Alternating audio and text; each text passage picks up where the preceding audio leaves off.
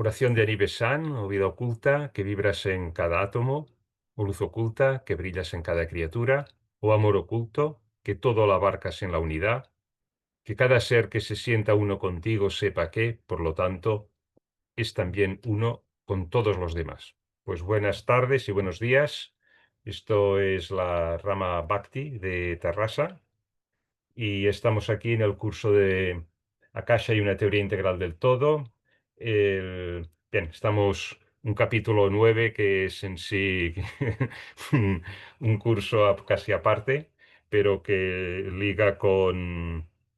Hemos visto la visión del cosmogénesis con mucho acento físico, ahora lo estamos viendo desde la cosmogénesis de la doctrina secreta y hoy vamos a ver la estancia cuarta, verso 3. Os comentaba que, bueno, estamos realmente en el núcleo de lo que es la doctrina secreta y en las próximas sesiones van a ser muy importantes. Bueno, todas lo son, pero en fin, esta veréis la profundidad del tema.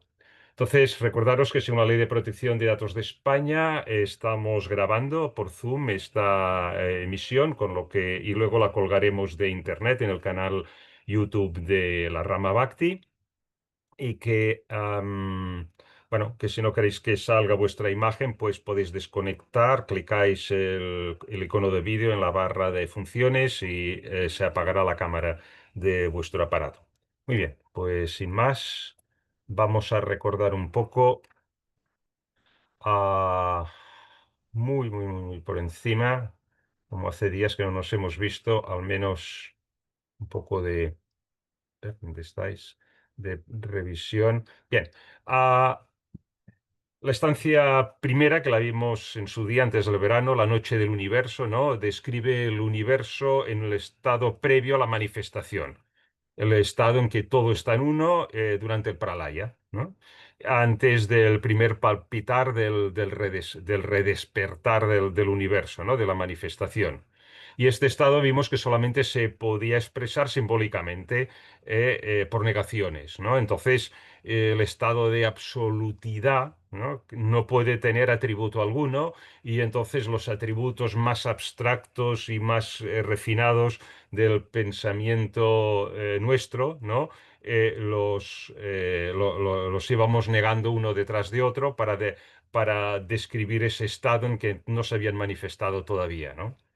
Y bueno, pues aquí toda una serie de conceptos, de negación en negación, se aprovechaba para introducir conceptos que luego nos serán de utilidad en estancias posteriores.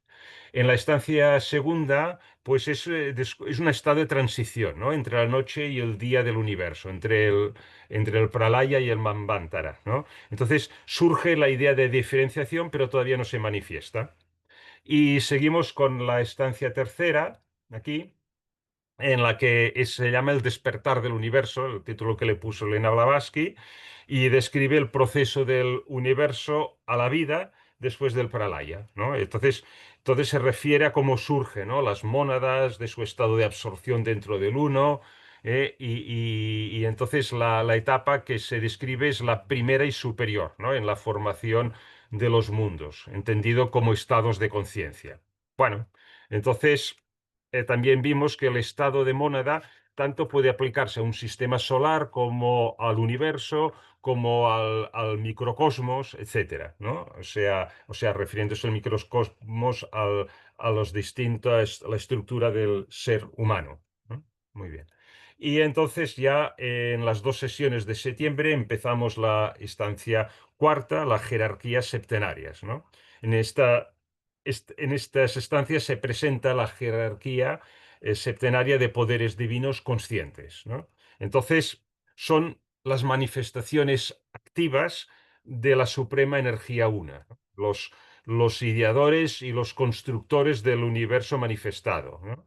Entonces, se presentan como seres inteligentes, aunque cuando decimos inteligentes no nos tenemos que imaginar una inteligencia humana, una inteligencia diferente, pero que lo que hacen es ajustar y corregir la evolución y formarla, entonces, y en sí mismos, ¿no? Encarnan las leyes de la naturaleza que estas leyes de la naturaleza, que son las que conocemos, tanto las físicas como reflejo de las metafísicas, son la manifestación de la ley una, de la ley una, la ley de la necesidad, la ley una que había en este estado de unidad antes del periodo de actividad del Manvantara, ¿no? En el verso uno se introdujeron conceptos como el fuego, que es sabiduría espiritual, el fuego primordial, los hijos del fuego, jerarquía de las llamas, y vamos saltando del sistema solar al universo, al microcosmos humano, y en esto le poníamos mucha atención para no confundirnos, ¿no? Y entonces introducimos algunos de estos seres celestes, hablamos de los Agnishvatas, que también reciben otros nombres, porque a ella, Elena Blavatsky, aunque utiliza mucho la mitología hinduista, en realidad la doctrina secreta se basa en los libros de Xian, que ella dice que son los libros, el libro más antiguo del mundo, o sea, anterior a los Vedas. Pero el introducir las palabras del libro de Xian, aparte que no quedaría clara la fonética, pues generaría más confusión, ¿no? Entonces, frecuentemente, aunque no solamente utiliza el hinduismo, ¿eh? Entonces llamaba Agnishvatas o Kumaras, si os acordáis, o Pitris solares, o chispas refiriéndose a mónadas divinas. Y luego introducía otros Pitris de conciencia inferior, los Barhishat, que eran los que habían hecho las formas, digamos, físicas humanas, ¿no? Pero no estaban capacitados de hacer digamos, la forma espiritual, ¿no? Entonces, también hablamos un poco de Mahat, la mente universal nuevamente, e introducimos el significado de algunos números que aparecen en la doctrina secreta, el cero, el uno, el 3, el 7 y el 10, si os acordáis. ¿Eh? Y aunque hoy hablaremos con mucha más profundidad acerca de la ciencia de los números sagrados. ¿Mm? Muy bien. Entonces, bueno, y quiero que quede algo para el verso. Sí, en el verso 2, como veis, hablamos de aquí las jerarquías de las llamas, la llama primordial, los siete primogénitos, o sea, los dianis primogénitos, los siete primeros seres, los siete rayos cósmicos y los hijos del fuego. Muy bien, todos estos conceptos los estuvimos hablando y espero que más o menos os acordéis de ellos. Si hay que repasar algo y ya diréis. Muy bien, entonces entramos a tema nuevo y nos tenemos que ir a... Estás aquí. Ups, he ido muy rápido. Ups, ahora. Va. Pues el verso tercero es el que tocaba hoy y en el que nos metemos. Veréis que así de entrada parece esto un, un caos de palabras, pero veréis que yo creo que quedará muy claro al final de esta sesión. Luego despacio y no os asustéis porque es que es como para no entender nada, ¿no? Así de entrada. Pero todo se aclarará, espero. El verso tercero de la estancia cuarta. Del resplendor de la luz, el rayo de la eterna oscuridad, surgen en el espacio las energías redespertadas, refiriéndose a los Dian Shohans, a los siete Dian Shohans. Entonces empieza a citar números. El uno del huevo, el 6 y el 5. Después el 3, el uno, el 4, el uno, el 5, el doble 7, la suma total. Y estas son las esencias, las llamas, los elementos, los constructores, los números, los arupa sin forma, los rupa con cuerpos y la fuerza, o el hombre divino, la suma total. Y del hombre divino emanaron cuatro, como vais a ver, las formas, uno, las chispas, dos, los animales, tres, y los mensajeros de los sagrados padres, los pitris, cuatro. Dentro del santo, cuatro. Bueno, esto parece un jeroglífico, ¿no? Una jerigonza de palabras, ¿no? Bueno, pero vamos a ver esto y se va a ir entendiendo, ya lo veréis. Bueno, entonces estos elementos que cita representan estados de la naturaleza o un ser celestial. a un estado de conciencia. Y ya estuvimos hablando un poco de ellos en el verso 1 y 2. Entonces, hay muchos elementos aquí, con lo que esta estancia, bien, lo mínimo que se le puede decir es que es bastante compleja, ¿no? Entonces, vamos a ver este comentario aquí. Dice ella, bueno, esto se refiere a la ciencia sagrada de los números, que es lo que vamos a tratar hoy. Tan sagrada en verdad y tan importante en el estudio del ocultismo, que el asunto apenas es susceptible de ser bosquejado aún en una obra tan extensa como la presente.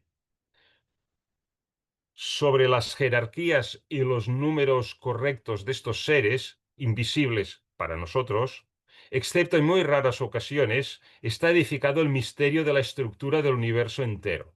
O sea, de alguna forma estamos entrando en esa inteligencia cósmica, cómo se articula, ¿no? La estructura del universo entero. Es lo que vamos a tratar un poco hoy. Bueno, ciencias sagradas de números, ¿no?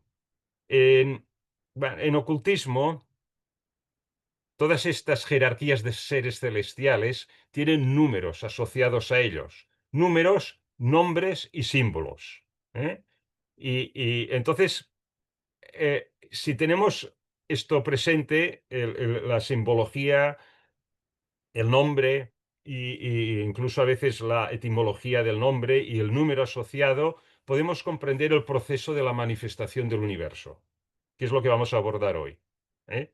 Entonces, en este sentido, el ocultista, pues, es como un científico, ¿no? O sea, los ocultistas, el estudiante de filosofía esotérica y los adeptos, los mahatmas, son colaboradores con la naturaleza. Unos, claro, los estudiantes como aspirantes y los adeptos, los maestros iniciáticos, ya como colaboradores activos, ¿no? Con la naturaleza. Entonces, quiere decir ello que estos adeptos, estos mahatmas, están en sintonía, ¿no? Ayudando a la evolución del planeta. Entonces, de alguna forma, ellos, los adeptos, son como los ángeles, en la tradición cristiana, para poner un símil, ¿no? Porque cada tradición, de alguna forma u otra, se refiere a ellos. No solamente la cristiana, claro, la judío-cristiana y también la musulmana, ¿no? Entonces, ellos pasan a formar parte de la jerarquía de seres celestiales, ¿no? Estos adeptos que están detrás de la evolución de la vida. ¿Mm? Entonces, necesitan, como los científicos necesitan saber la ciencia que tratan, ellos necesitan saber todo este conocimiento de las estancias, ¿no? Que estamos presentando, que estamos explorando todos juntos, ¿no? Porque están en la misma tesitura que los científicos, ¿no? Que los científicos necesitan también conocer las leyes de la naturaleza para desarrollar la tecnología y diferentes posibilidades que la ciencia ha desarrollado, ¿no? Entonces, los adeptos tienen que conocer también cómo funcionan las leyes metafísicas, más allá de las físicas, ¿no? Para poder manejar las fuerzas de la naturaleza y estar en condiciones de ayudar a la naturaleza a evolucionar, ¿no? En este sentido, es son los bodhisattvas, ¿no? La elección que se presenta en el libro del La voz del silencio, ¿no? Entonces, todo este conocimiento que procura poder a la persona que lo posee, claro, tradicionalmente siempre se ha mantenido en secreto, porque si cae en manos de equivocadas, de desaprensivos, pues pueden utilizarlo egoísticamente y esto puede generar sufrimiento, ¿no? A la humanidad y al planeta, ¿no? Y algunos seres humanos, algunas personas que tienen esta fuerza galvanizadora, de alguna forma han entrado un poco en este poder, pero lo utilizan para manipular a las masas, ¿no? Podemos pensar en los grandes líderes totalitaristas, ¿no?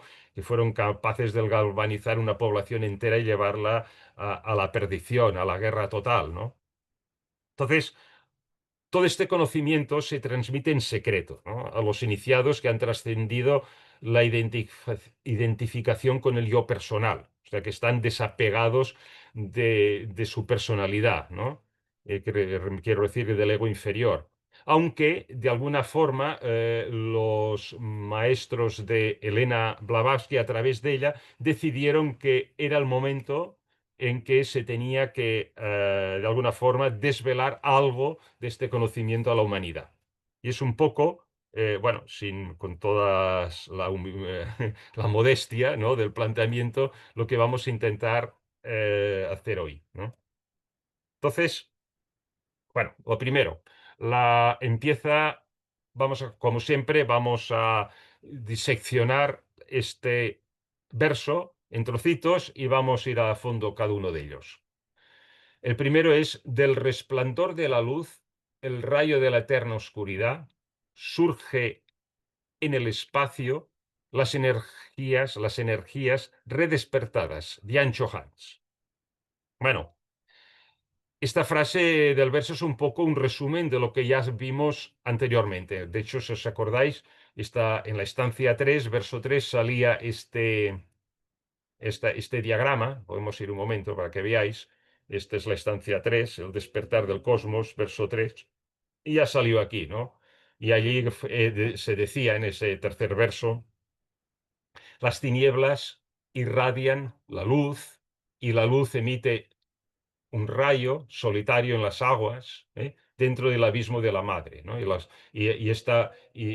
este círculo negro era la oscuridad, o sea, la realidad absoluta. Hay un punto de luz que es el logos no manifestado, porque todavía no hay manifestación. Luego se manifiesta en sus tres aspectos de logos trinitario. Surge el rayo. Entonces este rayo actúa sobre la sustancia primordial y empieza a generar primero los Dian-Chohans y luego los siete rayos, los Dian-Chohans, etcétera. Toda la creación, ¿eh? Vale, volvemos a donde estábamos y esto es lo mismo que se está diciendo aquí, ¿eh? Exactamente. Bueno, entonces, acordaros que la oscuridad representa el absoluto, ¿no? La idea es que la oscuridad es este estado natural del universo cuando todo lo que se ha manifestado cesa de existir, ¿no? Y ya se dijo en su día, también comentando las estancias anteriores que tratan acerca de la oscuridad, la luz es algo que tiene que mantenerse artificialmente, ¿no? Si en una habitación está oscura, si queremos luz, hay que, pues, apretar el interruptor y entonces hay luz, ¿eh? ¿Por qué? Porque hay suministro de electricidad con un cable llega allí. O en una región del universo, si hay luz es porque hay una estrella activa, hay un sol que está emitiendo rayos cósmicos, ¿no? Pero cuando se corta el suministro de electricidad a la casa o la estrella solar se extingue, pues la casa se queda a oscuras o esa región del universo se queda a oscuras. Entonces, consecuentemente, la oscuridad es el estado natural al cual todo vuelve, cuando la manifestación se acaba.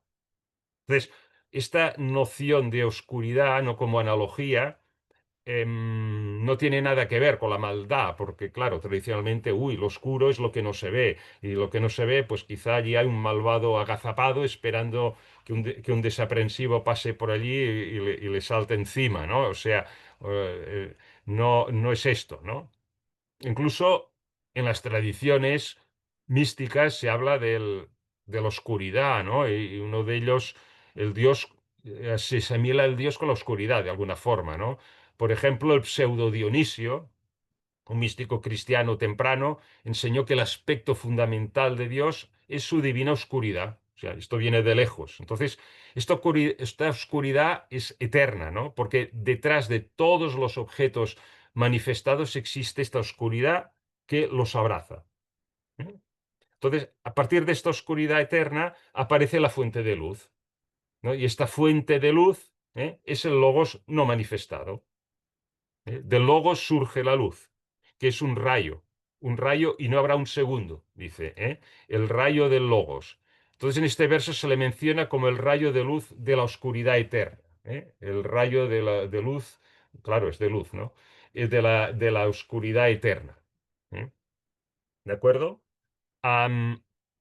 y surge a través del triple logos cuando se manifiesta, ¿no? Y actúa sobre la materia primordial, primero sobre la sustancia primordial que se manifiesta como materia, ¿no? Y produce, en primer lugar, los Dian Chohans, ¿no? Que también que son 7 energías originales o 7 rayos originales, ¿no? Entonces, en primer lugar, pues s- produce los 7 primordiales y luego el resto de las jerarquías. Vamos a ir viendo más cosas al respecto. Entonces, ya entramos en numerología, ¿no?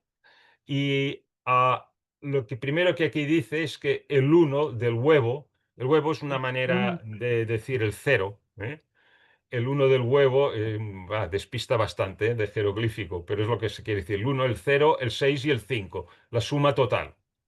La suma total, muy importante. Bueno, entonces ella, em, unos comentarios que hace respecto a esto, dice, estoy aquí ahora, para aclarar más el conjunto, tenemos que acudir a ilustrar principios más familiares para algunos de nuestros lectores, especialmente para los brahmánicos, ¿no? Claro, se refiere, cuando dice brahmánicos, quiere decir a los de tradición hindú, ¿eh? Entonces dice aquí, el uno del huevo, el 6 y el 5 dan el número 1065, 1065. El valor del primer nacido, posteriormente el Brahma Prajapati, varón y hembra, que responden a los números 7, 14 y 21, respectivamente. En el Mahabharata, sabéis que es la épica de la mitología hindú, en el Mahabharata los Prajapati son en número de 21 o 10, 6 y 5, o sea, el 1065, 3 veces 7. Bueno, dices, caray, Elena, gracias, pero no sé si lo aclaras o me lo complicas más, ¿no? Así de entrada. No, no, no. Todo lo que dice tiene sentido, pero ayuda y da muchas pistas, pero hay que verlo tranquilamente. O sea, lo que Elena Blavatsky está diciendo es que el número 1065 se refiere a esta jerarquía de los Prajapati, y hay que conocer, pues, la mitología hindú para saber lo que es la jerarquía de los Prajapati, que son un grupo de dioses creadores, son los obreros, de alguna forma, que se ponen a las órdenes de los Dhyan Chohan para crear el universo, ¿eh? Son los dioses creadores hinduistas. Y todo ello emana del Dios Supremo. El Dios Supremo, acordaros que es Brahma. Brahma con acento, digamos, o con la última A larga, Brahma, que se pone esa A con la rayita encima. Recordar que Brahma o Brahman es el impersonal, es el principio del universo impersonal, supremo, incognoscible, de cuya divina esencia todo emana y a cuyo ser todo y a cuyo seno todo vuelve al final del Manvantara.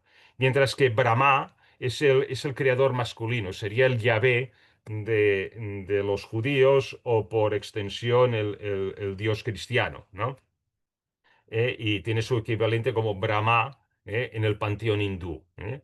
Entonces, este Brahma existe periódicamente en su manifestación como creador del universo y desaparece al final del Manvantara, siendo reabsorbido en el seno de Brahma o Brahman, ¿eh? ¿De acuerdo? Entonces, ah, antes estábamos aquí, sí. Vamos al siguiente. Bueno, esto aquí. Bueno, entonces ella lo relaciona también con la cábala, ¿no? Ahora ya estamos bastante instruidos con la cábala desde que Manuel tuvo la amabilidad de hacernos 2 sesiones. O sea que nos suena ya más familiar todo esto. Entonces, Elena Blavatsky observa que el número 1065 también está conectado con otras tradiciones, por ejemplo, la cábala judía, ¿no? Y de aquí viene este texto, ¿no? Dice, en la cábala, los mismos números, esto es 1065, son un valor de Jehová. Jehová es la manera latina de decir el Yahvé judío, ¿no? Hebreo, puesto que los valores numéricos de las 3 letras que componen su nombre, Yod, Vau y 2 veces G son respectivamente 10 para Yod, 6 para Vau y 5 para G. ¿Os acordáis que en el alfabeto hebreo, si se numeran por orden, pues estos eran los números que le correspondían? Entonces, claro, 10 más 6 más 5 pues dan 21. Y también 3 veces 7 21. Los rabinos consideran los números 10, 6 y 5 como los más sagrados de todos. Y le preguntaría a Manuel si esto es correcto. Manuel, si tienes el micro, ¿es esto así? ¿Puedes confirmarlo?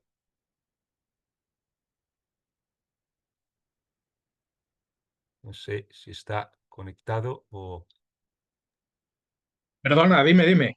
No, no, que sí es cierto que el número 10, 6 y 5 están entre los números que los rabinos consideran como más sagrados. Yod Heh Vav Heh, sí, porque forman el 26. Sí. El, Una yod que vale 10, que es una gota. Ujú, La He, la Hei, que son dos Hei, la palabra vale sí, 5 y la sí. Vav vale 6. Sí. Ajá. Son 26 que corresponden también a la descomposición de la letra Aleph, que son Ujú, dos yod y una Vav. ajá. Muy bien, muy bien.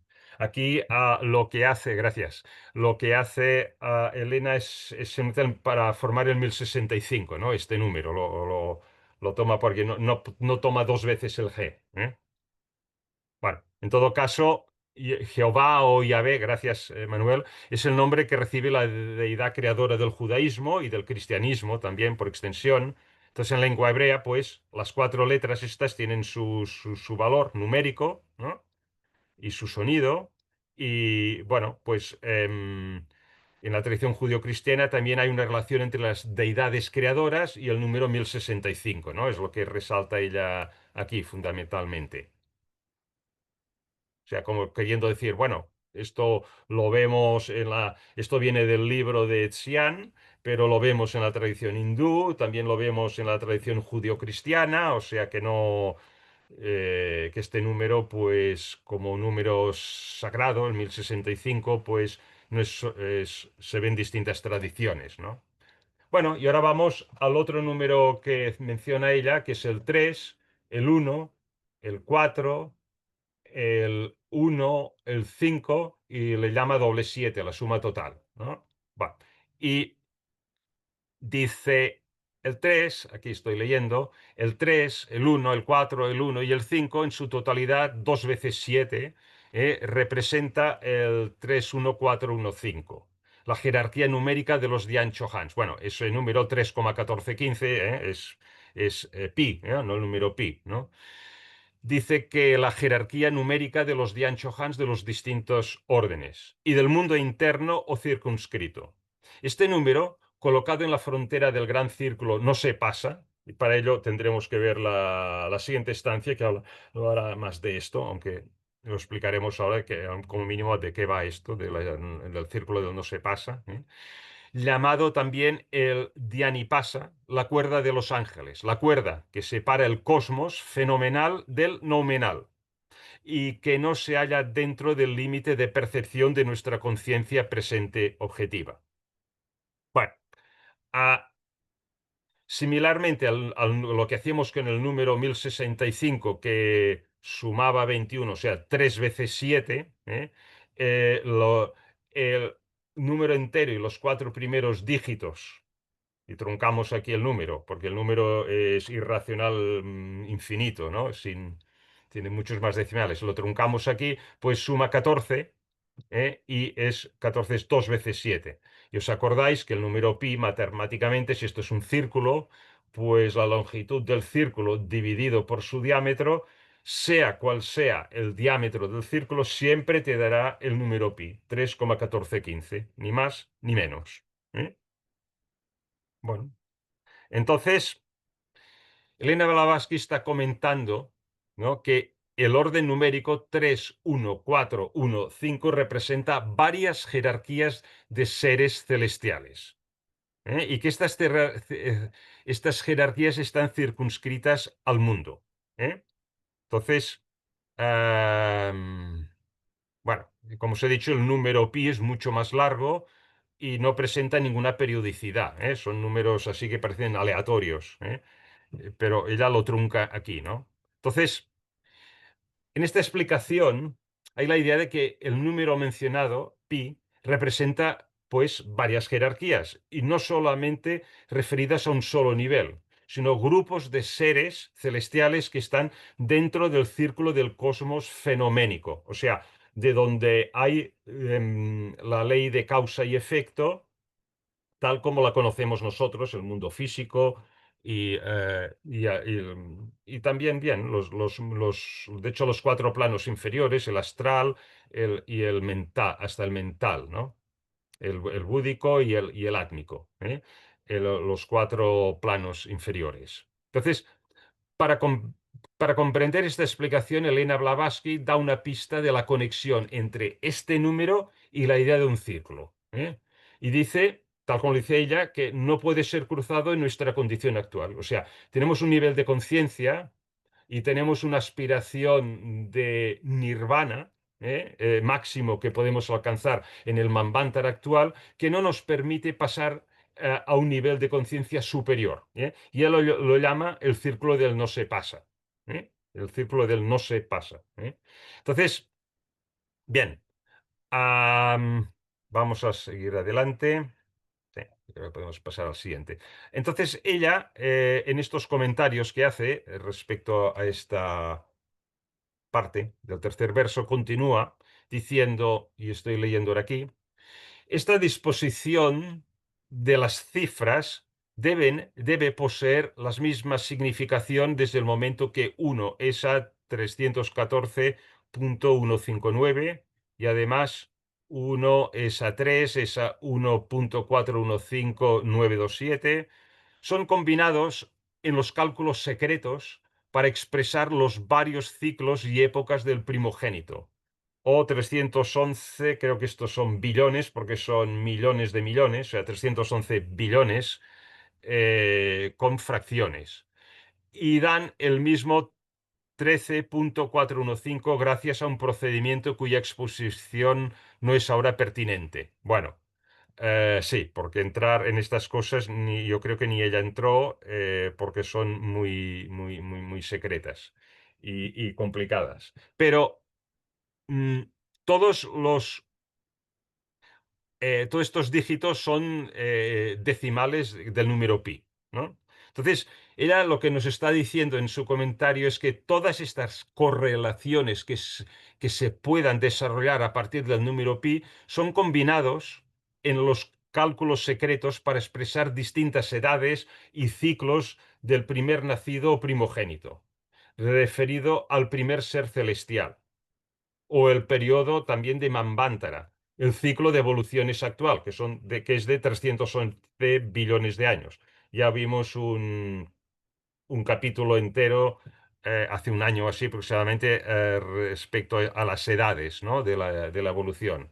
Y todo ello da como resultado el mismo número pi. Pero dice que, bueno, que acerca de cómo sucede esto no es pertinente explicarlo. Sí, Clarisa, ¿quieres decir algo, verdad? Sí, aquí en el párrafo, Ujú. todos los números que se refieren con la significación Sí. del que conocemos como número pi. Ujú. Pero Aquí. en la tercera línea dice los 311 billones, 40.000 millones con Sí. fracciones y dan el mismo. Aquí pone 1, 3, falta 1, 4, 1, 5. Ah, mira, esto es un error de copiar. Sí, es verdad. Oh, sí, Falta sí. un 1 delante del 4. Sí, sí, sí, sí. Espera. Uy. Sí, sí, gracias por verlos. Bueno, ya lo corregiré luego. Espera, me lo anoto para ahora no liarlo. Sí, estás en la 578, Sí, la l quinientos setenta y diapositiva. ocho. Vale, de acuerdo, ya lo corregiré. Sí, sí, sí. Y, Vale. y miraré también porque este uno de aquí me chirría un poco, ¿no? Yo creo que este Bueno, uno igual es el que adhiera aquí dentro. es el que aparece siempre delante. Sí, ¿Eh? o este de aquí, ya. Sí, Porque va hace uno a pero 3. el Ya, número que ya. conocemos es 3,1415 Claro, o claro. 3,1416, porque en la Ya. escuela nos lo hacían redondear, Sí, porque es ad infinitum. sí. Es a infinitum, sí. Vale, muy bien, muchas gracias por haberlo visto y sí, lo corregiré. Y además, como tengo el original en inglés, facsimil del original de la editorial Adiar, lo miraré allí. Pues a ver. Ujú. Vale, como el viernes que viene, recordádmelo, si no me lo acuerdo, ya os lo confirmaré cuál es el número. Pero es de suponer que simplemente falta un uno aquí. Vale, ok, thank you. Muy bien, pues, ¿dónde estábamos? Am, bueno, entonces, gracias a estos cálculos secretos, vamos a explorar algunos de estos cálculos secretos un poquito más adelante, pero se puede tomar este valor de pi y se puede combinar este número de distintas maneras para dar distintos valores que describen a la vez las distintas jerarquías de seres celestiales y los distintos ciclos de evolución, incluidos en el Manvantara actual. O sea, es que este número pi es un número mágico, ¿no? Claro, este número pi tiene una naturaleza oculta. Como todos los números tienen una naturaleza oculta, pero este más todavía, porque parece como la piedra angular del universo, ¿no? Y esto es desconocido para los matemáticos tradicionales porque no se centran en esto, se centran en álgebra, en cálculo infinitesimal, en otras cosas más superficiales. Eh, yo creo que los pitagóricos conocían bastante, si no mucho, esta naturaleza oculta. Entonces, pero sí que como mínimo ya los pitagóricos indicaban que estos números mágicos, estos números sagrados, presentan son como entidades y fuerzas de la naturaleza, no son meros números, ¿no? Entonces, ¿qué quiere decir esto? Que estos números contienen en su naturaleza los secretos del conocimiento, del ritmo de los ciclos, de las fuerzas de la naturaleza, de la jerarquía de seres que en ellos evolucionan. Ahí no es nada, ¿no? Entonces, vamos a explorar un poco este respecto. ¿Eh? Mm, claro, Elena Blavatsky tampoco tenía conocimiento matemático, ni quizás la matemática estaba tan desarrollada en ese momento. No es que ahora vayamos a entrar en matemáticas profundas, los quiero asustar, pero ella misma dijo, bueno, eso lo dejo para los que entendáis de matemáticas. Esto, algunas de las cartas a Sinet y así, recuerdo haberlo leído, ¿no? Pero en todo caso, también es verdad que un hombre no muy evolucionado que pudiera acceder a este conocimiento en profundidad podría manipular las fuerzas de la naturaleza en su beneficio y sin escrúpulos para el daño que ello pudiera ocasionar, ¿no? Con lo cual también no me extraña que no se quiera, que se sea muy reticente a ello. Entonces, vamos a ver esto. Aquí hay bastantes partes, ¿no? En esta lámina, de hecho, podría haberla hecho en 2 o 3 láminas, pero bueno, aquí está todo y os voy a llevar la atención a diferentes partes de esta lámina. Es para entender un poco de forma práctica lo que hemos visto hasta ahora. ¿eh? Por ejemplo, hay un experimento conocido por los matemáticos o con los que estudian estadística, que es este. Si vosotros, por ejemplo, cogéis una mesa grande, le ponéis una cartulina muy grande y ponéis y dibujáis en la cartulina en blanco rayitas, clic, clic, clic, y la distancia, para todas paralelas, las líneas rectas. Y la distancia de una a otra es exactamente un clavo que tengáis de tamaño de, no sé, de 5 centímetros, por ejemplo, o sea que tenga un poco de peso. Bueno, entonces lo tiráis como quien tira una moneda de cara y cruz y que caiga como caiga, ¿no? Y vais contando cuántas veces ¿eh? El clavo cae, como aquí, que no toca ninguna de las dos rayas. ¿Y cuántas veces cae que toca una de las dos rayas? ¿Eh? Entonces, bueno, pues resulta que si lo hacéis cientos o miles de veces, a la probabilidad, la probabilidad que cruce una recta, de que, como es este caso, es exactamente 2 dividido entre pi. O sea, un 64%. En realidad 64, no sé cuántos. O sea, de que cada 100 lanzamientos, 64 cruzarán la recta y 36 no lo harán.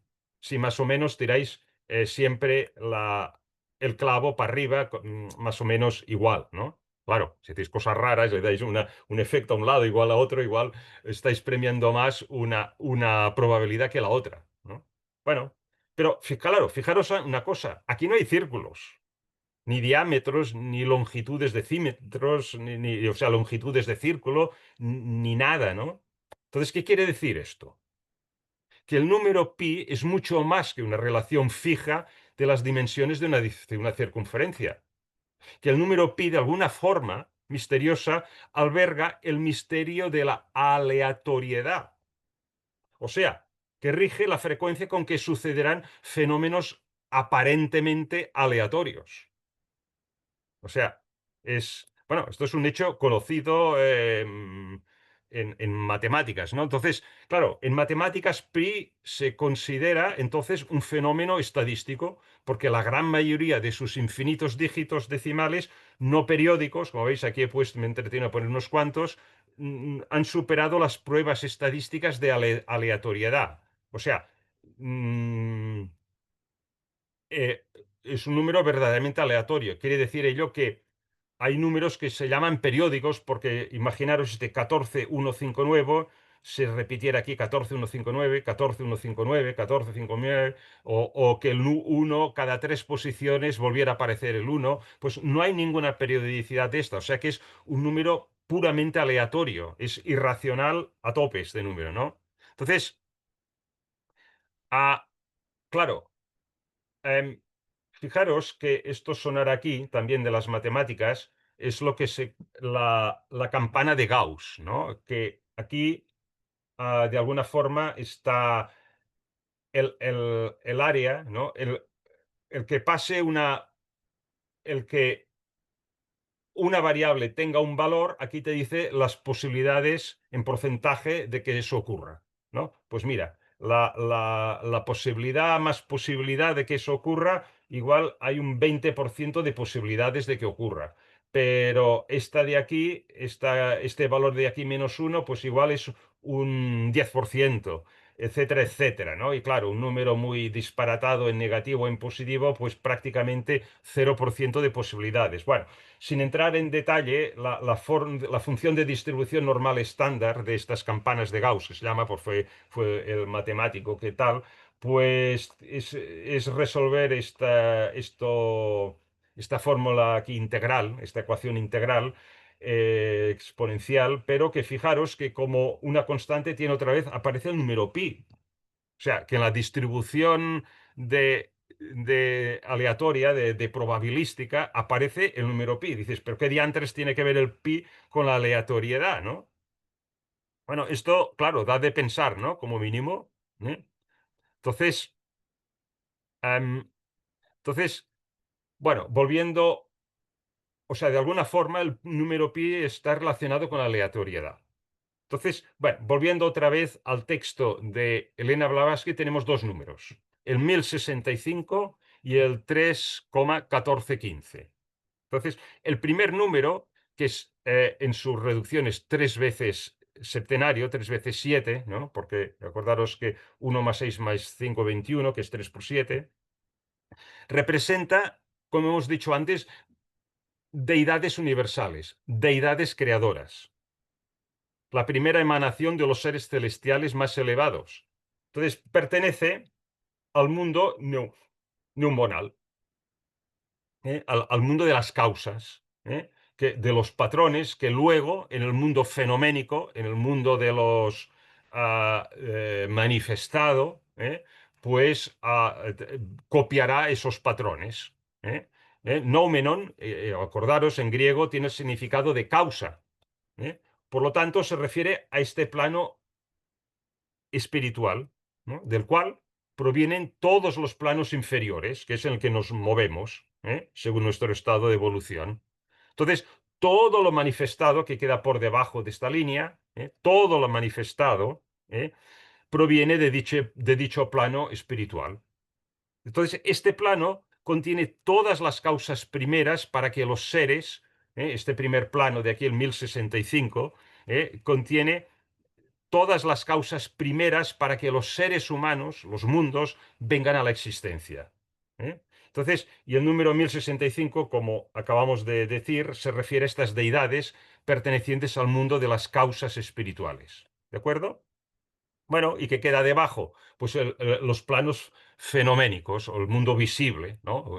Entonces, la palabra fenómeno, que también viene del griego, claro, y su significado original es el de apariencia, ¿no?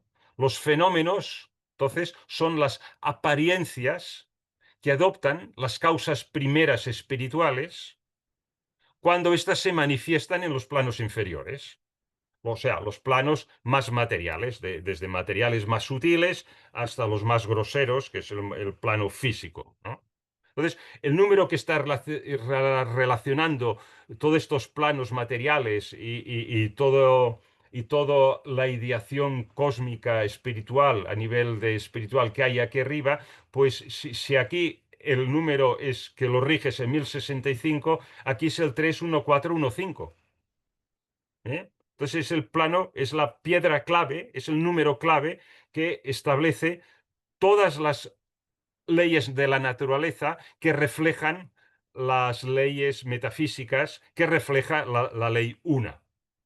Entonces, Elena Blavatsky explicó que este número representa, o sea, las jerarquías de seres que están dentro del círculo de no se pasa. Que es esto, bueno, lo he puesto aquí así. Imaginaos que esta línea de aquí en realidad es esto, ¿no? Y entonces dentro está el mundo fenoménico y fuera está el mundo nominal. ¿Eh? Y claro, ¿qué pasa? Pues que los que estamos pululando por aquí dentro, con nuestro nivel de conciencia, podemos aspirar quizás en el nirvana, si esto fuera el nirvana más que más podemos aspirar a llegar a tocar la pared del círculo, ¿no? Pero no atravesarlo, porque entonces tenemos que ir al estado de paranirvana, más allá. Entonces, con respecto al círculo que no se pasa, la explicación que Elena Blavatsky también da, dice, menciona una cuerda de los ángeles, que es de hecho la frontera entre el mundo noumenal y el fenoménico, ¿no? Bueno, entonces, claro, esto no se trata, ¿no?, de una frontera física, ¿no?, en el espacio, no lo tenemos que ver así, ¿no? Se trata de una frontera a nivel de estado de conciencia. Es el umbral que no puede traspasarse con la conciencia personal, que es la conciencia manifestada. Solamente una persona que fuera capaz de dejar su personalidad atrás y que fuera capaz de identificarse con el todo en el sentido de superar nociones tales como yo soy este fragmento del universo, yo soy este otro fragmento del universo. Solo una persona que fuera capaz de este desprendimiento total podría traspasar esta frontera del círculo de no se pasa, pero es una frontera de estado de conciencia. Entonces, todo el resto de entidades que quedan circunscritas dentro del círculo del mundo manifestado fenoménico, incluidas las deidades propias de este ámbito, pues quedan restringidas dentro de este círculo. Entonces, resumiendo, estos son los dos números que se comentan en este verso, el 1065 y el 31415, número pi. Uno pertenece al ámbito noumenal y el otro al fenoménico. Bueno, en la última parte de este verso, del verso tercero, se mencionan distintos elementos, y que lo veremos un poco más adelante porque ahora vamos a explorar otro aspecto del número pi que yo encuentro muy relevante. Y es el siguiente. Hay más relaciones muy curiosas del número pi. Esto no lo encontraréis en la doctrina secreta, esto es exploración mía y podéis estar más o menos de acuerdo, ¿no? Bien, resulta que existe una relación matemática y geométrica entre la proporción áurea, que todos conocéis, y hemos hablado en este curso anteriormente de ella varias veces, o sea, el phi, la proporción áurea, y el número pi. Vale. Aunque provienen de conceptos fundamentalmente diferentes, pues, a ver, la proporción áurea es algebraica, ¿no? Es la raíz de 5 más 1 y todo ello dividido por 2. Entonces, em, la proporción áurea es algebraica y está relacionada, lo vimos hace un año y medio o así, ¿no? Está relacionada con proporciones y estética de crecimiento ordenado, ¿no? Y pi en este sentido es trascendental, no está relacionado con círculos y trigonometría. Cuando digo trascendental quiero decir más mental, ¿no? Más de elaboración mental, ¿no? Estos dos números, sin embargo, están conectados a través de la geometría, específicamente por las propiedades del pentágono regular unitario. Pero para verlo tendremos que utilizar geometría sagrada, lo que se llama la ciencia de la geometría sagrada. Ya que estamos viendo la ciencia de los números sagrados, pues vamos a tirar de la ciencia de la geometría sagrada, ¿no? Entonces, la relación más directa y exacta proviene de la trigonometría y de la geometría del pentágono regular. El pentágono regular es un pentágono que tiene 5 lados iguales, ¿eh? Y los ángulos interiores también. Entonces, ahora vamos a verlo. Aquí, lo vamos a construir. Las proporciones del pentágono regular veremos que están gobernadas por la raíz de 5 y por tanto por la proporción áurea, porque en definitiva la proporción áurea es una función de la raíz de 5, en concreto este número de aquí. ¿Mm? ¿De acuerdo? Bueno, am, entonces, veamos primero cómo se construye un pentágono regular, ¿no? De lado unitario.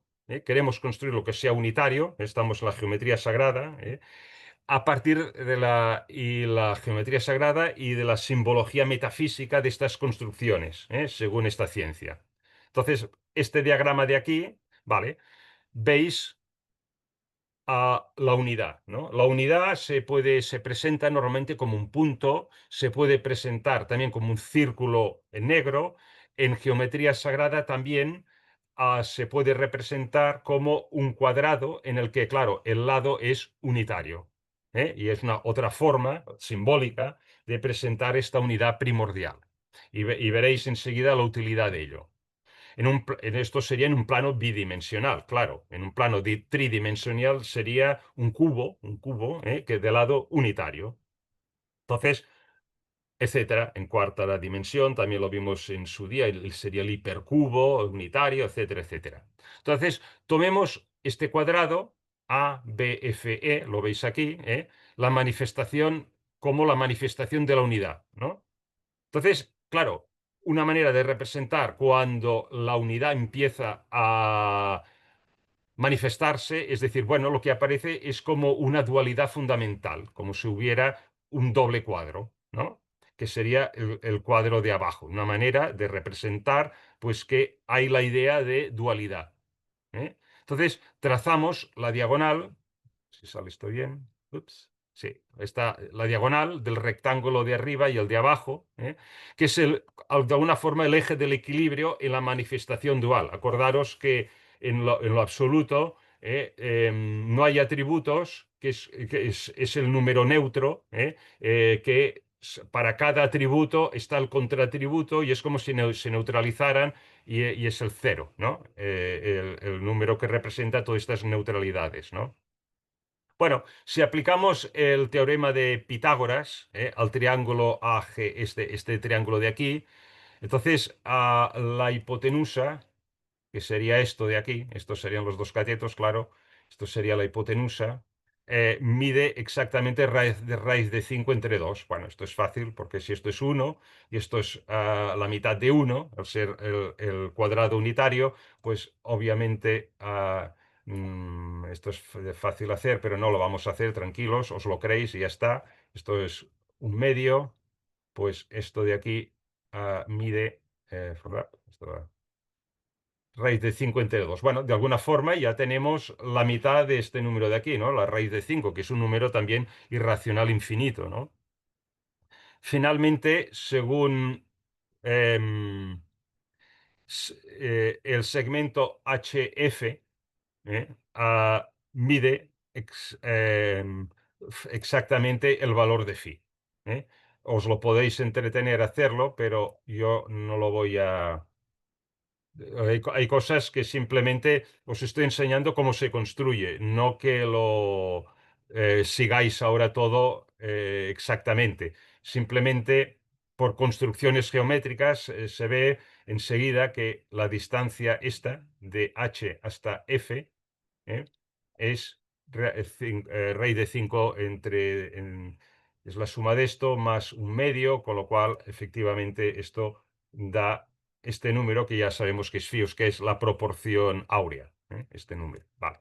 O sea, este segmento, ¿no? Porque estamos en geometría, aunque a veces nos apoyamos en álgebra para corroborarlo, ¿no? Muy bien. Pues vamos a construir ahora, todo esto es para construir el pentágono perfecto, ¿no? Entonces, aquí es lo mismo que lo anterior, pero un poco más elaborado. Tal como en el diagrama anterior, pues tenemos el cuadrado unitario, que representa en la unidad primordial, de la cual surge toda la multiplicación de la creación. Entonces, el diagrama muestra una parte de la construcción anterior. ¿eh? Entonces se traza el semicírculo de línea discontinua a partir de HK, ¿no? Aquí tenéis HK.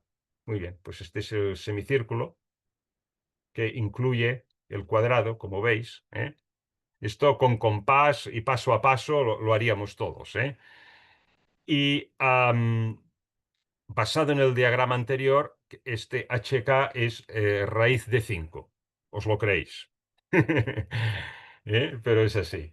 Vale. Entonces, a ver, esto es la construcción en concreto es esta. Esto vale 1, esto vale raíz de 5 menos 1 entre 2, con lo cual toda la distancia esta es raíz de 5. Vale, esto es así y os lo creéis de momento, porque es difícil de seguirlo en tan poco tiempo, ¿no? Y si no lo hacéis vosotros con regla y compás, os quedáis atrás. A partir de los puntos E y F, y con radios EN y NF, ¿eh? Sí, como decir, sí, se trazan estos arcos que veis grandes de aquí, uno y otro. Vale, estos arcos le podríamos llamar el HN y el KN. Tomando nuevamente los puntos E y F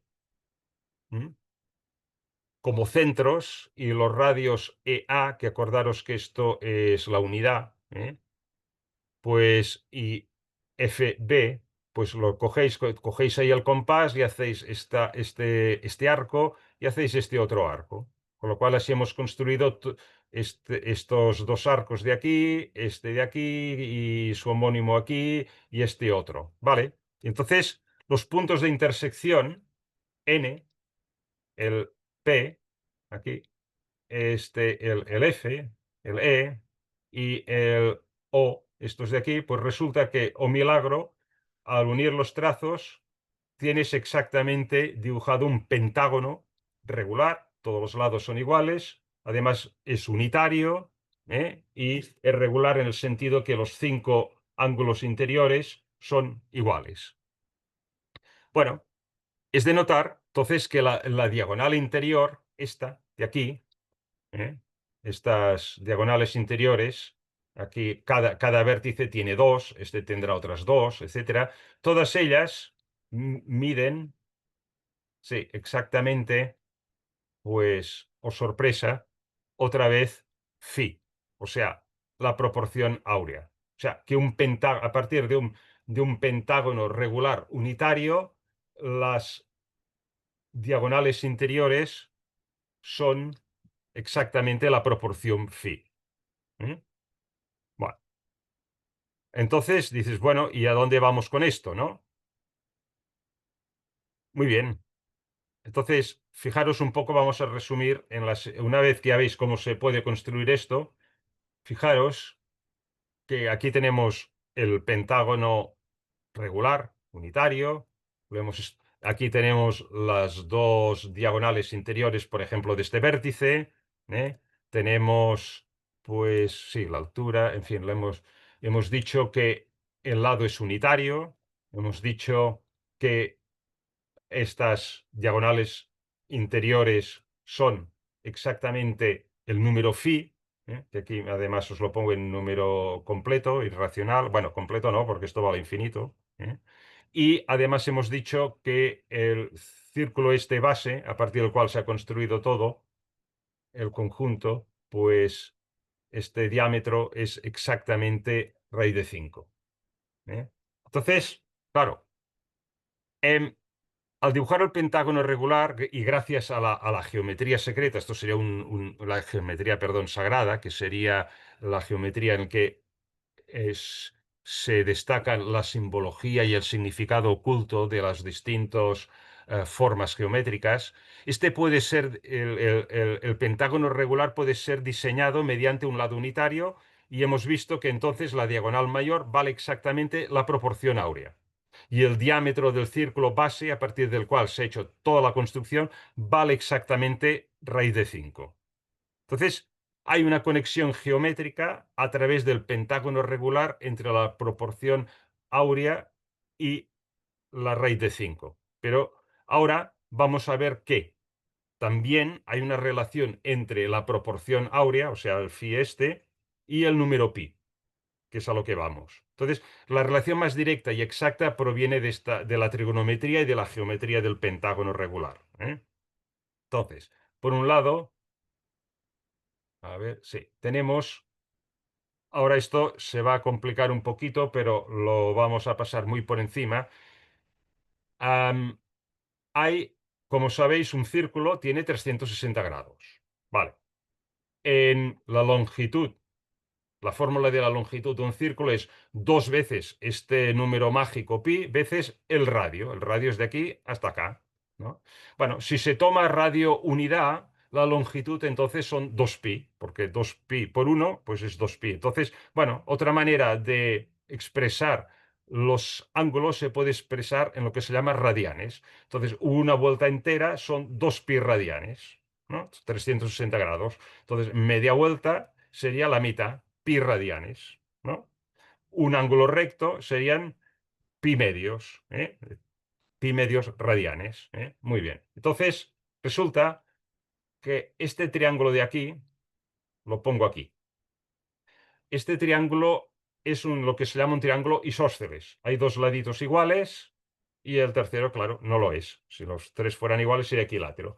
Pero resulta que lo que es el teorema de Pitágoras, que solamente es aplicable, tal como lo hemos estudiado en la escuela, en triángulos rectángulos, o sea, este sería un triángulo rectángulo, por ejemplo, de aquí hasta aquí, de aquí hasta aquí y de aquí hasta aquí, porque tiene este ángulo que es rectángulo, o sea, de 90 grados o pi medios radianes, pues hay una fórmula más general, que se llama la ley de los cosenos, en el que, aparte de que la hipotenusa al cuadrado es igual a los catetos al cuadrado, hay esta función del coseno de este ángulo.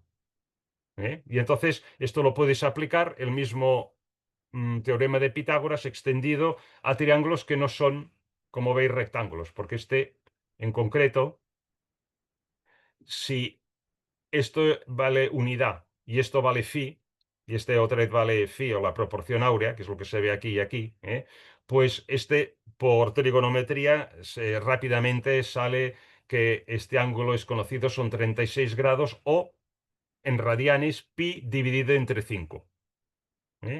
Porque 36 grados es la quinta parte de 180 grados. 180 grados es pi, pues la quinta parte es pi quintos. Muy bien. Entonces, aplicando la ley esta, resulta que la proporción áurea, a ver, esto tiene su miga, aplicar esto en esta fórmula y despejar phi, porque resolver esto me costó un poquito, la verdad lo sudé, pero al final salió y phi efectivamente es 2 veces el coseno de estos 36 grados o pi quintos. En definitiva, el número phi, el número de la proporción áurea, es una función sinusoidal o de coseno del número pi. Y esto es otra de las grandes, para mí, secretos del número pi, porque la proporción áurea, phi, no es baladí. ¿eh? Tiene mucha importancia en el universo. ¿eh? Y vamos a verlo. Para ello recordaremos un poco lo que en su día vimos en el capítulo 10, roturas de simetrías y origen de la vida, de este mismo curso, y me remito a ello ahora. A ver, ups. La 213, sí, si os acordáis. Bueno, entonces hace mucho tiempo de esto, ¿eh? ¿Dónde estás? Aquí. Sí. Bueno, el curso se llamaba Roturas de simetría y origen de la vida, ¿eh? Y vimos también esto, que ya no me extiendo porque es lo que acabamos de ver, ¿eh? Y en este capítulo, ¿no?, se resaltó que las leyes de la simetría tienen proporciones perfectas derivados de patrones de estética. Y en nuestro universo, la proporción áurea es el patrón de simetría más relevante. Entonces, este patrón de simetría es el que establece las armonías de las leyes de la estética y del crecimiento y expansión, tanto inorgánico como orgánico, en nuestro universo. Aquello que intuitivamente percibimos como lo bello, la belleza. Ahí no es nada, ¿no? Y es que el cosmos está hecho de simetrías. Todo es simetría. Entonces, la manera que se construye la materia es intentando satisfacer las leyes de la simetría, aunque hay imperfecciones, ¿eh? De hecho, en este capítulo se expuso que precisamente estas imperfecciones, o sea, las roturas de la simetría fundamental, es lo que genera la vida, ¿eh? Pero bueno, no es en lo que voy ahora. Porque lo que quería decir es que si esta simetría tiene proporciones determinadas a las cuales nuestras percepciones están habituadas, ¿no?, y acomodadas. Y entonces decimos, oh, esto es bello, ¿no? Y esto es la gracia, ¿no?, de las proporciones del número phi, o la razón áurea que hemos montado geométricamente, ¿no? Entonces, por ejemplo, si en este capítulo se comentó que nuestro ADN, por ejemplo, humano, empieza por ahí la historia, ¿eh? Esto es un corte transversal. De hecho, esto es una cadena, esto es una sección de repetición del genoma de una cadena de ADN, ¿no? Si cogemos un eslabón hasta que se repite otra vez la secuencia, pues mide unos 34 Armstrongs. El diámetro mide unos 21 Armstrongs. Si dividimos 34 entre 21, de un eslabón de ADN o milagro de los milagros, pues sale clavado, casi clavado, la proporción pi, 1,619. Caray, ¿no? Es como para quedarse así boquiabierto, ¿no? Entonces, claro, pero claro, no es solamente la materia, y esto es un corte transversal, aquí lo mismo. En el corte transversal más o menos se puede encajar en un pentágono. Si este pentágono es un pentágono unitario, otra vez sabemos que si lo tomamos como uno, pues esto de aquí es la proporción phi. Esta distancia dividido por esto es 1,619. Mida lo que mida. Es igual, porque es un pentágono regular, el que encaja. O sea, sorpresa otra vez. Entonces, en el mundo inor- inorgánico, ¿no?, en el mundo, las nebulosas, el polvo cósmico, pues si esa nebulosa no tiene influencia, claro, de otra nebulosa o galaxia cercana, de manera natural también se desarrolla describiendo esta espiral, que la espiral es una de las formas en que se expresa la proporción phi, ¿eh? En concreto, me refiero a la serie de Fibonacci, ya lo vimos en su día, que es una serie en que en cada número de la serie se suma el número anterior. Por ejemplo, si el uno se empieza con uno, ¿no? Y con 1 y 1. Entonces la siguiente ya es 1 más 1, 2. La siguiente es 3, que es 2 más 1. O sea, Entonces, el 8 es el 3 y el 5. El 13 es el 5 y el 8. O sea, suma los dos anteriores, ¿eh? Y si vas dividiendo el 3 por el 2, luego el 5 por el 3, a medida que vas avanzando en la secuencia de la serie, te vas acercando cada vez más al número de la proporción áurea, y al infinito darías clavado el número de la proporción áurea, que es este de aquí. ¿eh?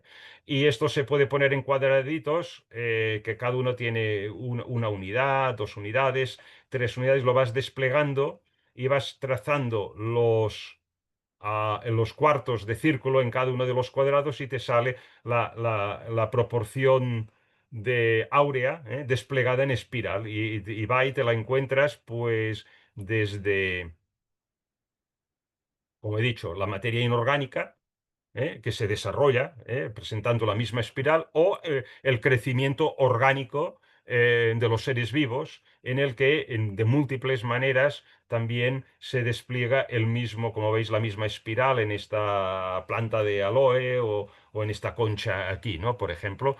Pero claro, también en el mundo creativo del arte, el hombre antiguo, el hombre clásico, también se dio cuenta, ¿no? De esto y empezó a dividir el cuerpo al hacer estatuas del cuerpo perfecto, ¿no? Pues dijo, oye, pues estas proporciones de phi son las que dan el hombre más bello, ¿no? Y empezó, bueno, pues si hasta el plexo solar es la distancia mayor y de allí hasta la cabeza la menor, si yo divido si la distancia que cojo aquí, la que cojo aquí, la división me da el número este de phi, pues me sale el cuerpo perfecto, ¿no? Y dentro del torso y la parte superior, el busto, pues lo mismo, mayor, menor, hasta las rodillas, mayor, menor, otra vez, siempre buscando la perfección. Y claro, a nuestros ojos, que están hechos de ADN, que también tienen esta misma proporción, dicen, oh, qué bello, ¿no? Bueno, em, entonces, claro, porque en definitiva, en conclusión, la proporción áurea está relacionada con el número pi, a través de una relación trigonométrica y de geometría sagrada. Y se puede decir, creo yo, que pi también rige las reglas de la estética, ¿no? Indirectamente a través de la proporción áurea, ¿no? Las reglas de la estética es la que da la percepción de belleza y de orden de crecimiento en el plano físico. Y lo hace a través del patrón de la proporción áurea. Este parece ser, ¿no?, que es el canon estético, ¿no?, de armonía y belleza más elevado que el plano físico puede alcanzar. Entonces, claro, en cuanto nos queda el número 5, ¿no? El número 5 y su raíz cuadrada también forma parte de la construcción de esta geometría sagrada para diseñar la proporción áurea y la relación que hemos visto con pi, ¿no? Bueno, con respecto al número 5, sin entrar en detalles, algunas tradiciones esotéricas relacionan este número con los grandes maestros iniciáticos. Sabéis que una era zodiacal, Piscis o Acuario, en el que dicen que estamos ya ahora, 2150 años, si lo dividimos entre 5, cada 430 años viene un maestro iniciático, un gran maestro, de alguna forma instruir a la humanidad, ¿no? Bueno, en Piscis pues podrían, sí, el primero fue Platón, luego vino Jesús, Mahoma, etcétera, ¿no? Entonces, y Acuario queda por ver y Aries ya tuvo los suyos, ¿no? Muy bien. Y la raíz de 5 pues también está, pues, forma parte algebraicamente de la proporción áurea. Bueno. Entrar en el mundo de las simetrías de la proporción áurea significa evolutivamente dejar atrás el mundo fenoménico o irse a su periferia, más cerca del mundo de los noúmenos, ¿no? En el mundo fenoménico está presidido por la división por el número 2, que resulta en la multiplicidad separativa. También está el número 3, que ya nos adentra un poco en la comprensión que el patrón original es el padre, madre, hijo, que lo hemos utilizado varias veces en la doctrina secreta para explicar la manifestación, padre espíritu, madre sustancia, hijo la manifestación, ¿no? Entonces, todo esto, claro, el ir pasando a la raíz del 2, de la raíz de 2, del 3, de la raíz del 3 al 5 y a la raíz del 5, pues digamos que nos va elevando, ¿no? Y entonces entramos en la proporción áurea, ¿no? Que repito, es una función algebraicamente de raíz de 5 y en geometría sagrada es del número pi, ¿no? Entonces, la proporción áurea, para acabar, actúa como una semilla regenerativa en el mundo de la dualidad para elevar la evolución a reinos invisibles superiores, ¿no? Bien, y no creo que haga falta decir nada más al respecto. Queda la parte de los elementos. Creo que, nada, si me permitís, esto en 5 o 10 minutos lo tengo hecho y ya lo dejamos aquí. Abrimos turnos de preguntas o comentarios que queráis. Am, Vamos a ver, 53, y acabamos este verso. Como veis, está dando mucho de sí. Aunque repito, esta parte última no está en la doctrina secreta, no forma parte de los comentarios de Elena Blavatsky, es una exploración. Vale, de mi parte. Entonces, para acabar, esta última parte que nos quedaba para ver pone la lista de los elementos, ¿no? Y dice, las esencias, y estos son las esencias, las llamas, los elementos, los constructores, los números, los arupa, o sea, sin forma, los rupa, con cuerpo, y la fuerza o el hombre divino, la suma total. Bien, y el hombre divino, y del hombre divino emanaron 4 cosas: las formas, las chispas, los animales sagrados y los mensajeros de los sagrados padres, o sea, los pitris, dentro del Santo Cuatro. Vale, entonces, en esta última parte del verso tercero se mencionan muchos principios que Elena Blavatsky no explica, ¿eh? De hecho, dice que todos estos principios son muy complejos y se necesitaría un tratado entero solamente para explicar todos estos principios, ¿no? Y ella pone aquí, bueno, esta lista de dioses, ¿no? Devas, o sea, dioses de la tradición hindú, Pitris, Rishis, los Suras, los Asuras, los Daityas, los Adityas, los Danavas, los Gandharvas, etcétera, tienen todos ellos sus sinónimos en nuestra doctrina secreta. Lo mismo que en la Cábala o en la angelología hebrea. Pero inútil es citar los antiguos nombres, los originales del libro de Xian se refiere, ¿eh? Pues no conduciría más que a crear más confusión, o sea, confusión. Entonces, esta serie de dioses que cita, Devas, Pitris, etcétera, son deidades hinduistas, ¿eh? Como he dicho antes, aunque no se menciona frecuentemente, la cristian... no. Em, bueno, ya lo he dicho antes, que utiliza muchas veces la mitología hinduista porque no merece la pena dar nombres del libro de Xian porque son nombres perdidos, ¿eh? Bueno, entonces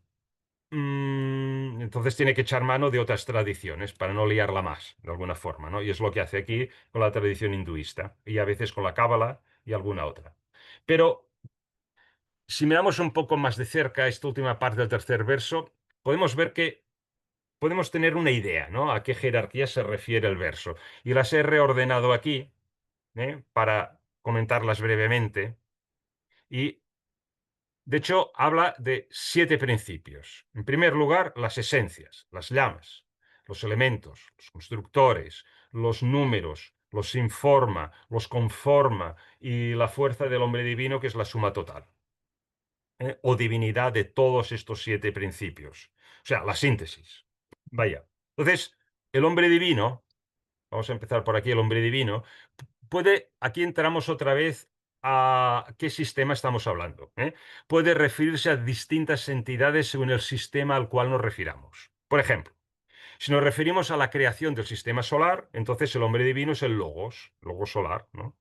Debe entenderse al logos como el prototipo, el arquetipo de una entidad divina perfecta, de la cual todas las jerarquías de seres solares y de entidades humanas copian el modelo, ¿no? Entonces, las copias, claro, serán tan perfectas como el original. Nunca, ¿no? Nunca serán tan perfectas como el original, ¿no? Son copias, ¿no? Si el logos es el macrocosmos y los seres humanos somos el microcosmos. Entonces, el hombre también somos un reflejo material en el plano más bajo de esto, pero no completamente material tampoco. Atención, puesto que tenemos nuestro aspecto espiritual, ¿no? Nuestro aspecto de logos divino, ¿no? La parte espiritual nuestra, quiero decir.